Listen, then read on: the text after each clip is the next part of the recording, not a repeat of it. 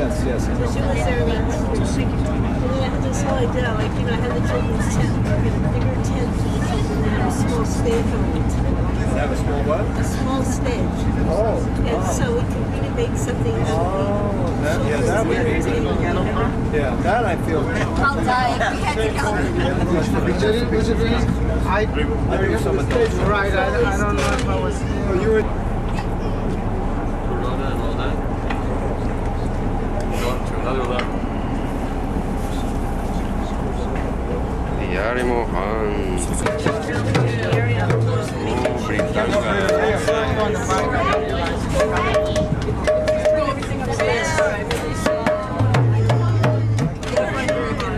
Something about Srila Prabhupada, their experience with them, their realizations, whatever they would like to share with us, and that'll be for about an hour and a half. And then prasadam time will be after that, and we.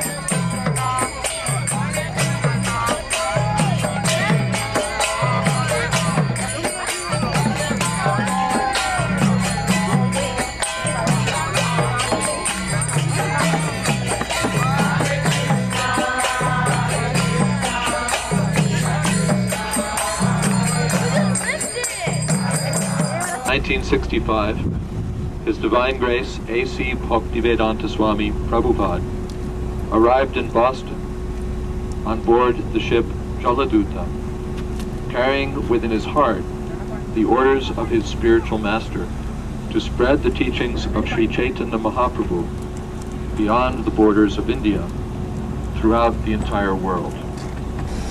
Now, later on, many people will tell you that same experience in their first meeting, and even had that same experience of just suddenly finding themselves on the floor. In one of his japa books, Satyananda Maharaj speaks about the same occurrence happened to him when he first saw Srila Prabhupada in Germany at an airport. And in reflecting about it, what I came to kind of understand was because we were so thoroughly covered with the modes of ignorance, and at best maybe a little passion, that here was a person in pure goodness, not even the mode of goodness, but pure goodness, and in coming in contact with that person, just even visually, it just penetrated these layers of ignorance that were surrounding our soul and just kind of knocked us off our feet. It was such a powerful impact. Sometimes the Kundalini yoga people talk about, getting knocked off your feet when they get whatever they do. But the purity of Srila Prabhupada knocked us off our feet. And then I was watching, and I noticed his feet when he went kind of gliding by, and that was another aspect, that he didn't just walk like the rest of us. I had an experience in Visakhapatnam a few years following this, in about 71, 72, this is in India, and we were walking with Srila Prabhupada on the beach of Visakhapatnam, and the water would go in and go out, so the sand was wet. And I was seeing wherever we went would make a big impression in the sand, and it would fill up with water. But wherever Srila Prabhupada was stepping, nothing. It was as completely as if nothing had happened. And I remember that person nearest to me was Brahmananda, and I just had to tell somebody. So I poked him a little, and he was Swami at the time, just touched him, so I said, look. And he saw exactly the same thing, that we were making these big impressions, and Prabhupada was gliding over the sand, Other devotees, since Jamuna had one similar experience when we were all living at John Lennon's like that. So he didn't, we would say it wasn't just poetical, he just didn't walk like the rest of us. But he was gliding by, and then I was right behind him. We were all kind of in a dazed condition, some on the ground, some standing, not knowing what to do. But the only person following him was my dog. So then I thought my dog was smarter than me, I should get up and also follow him. And none of us considered, well, he doesn't, he's never been to this airport before, he doesn't know, we all just started slowly, almost like coming in this little dreamlike situation, following him. Nobody was like taking him to show him where to go.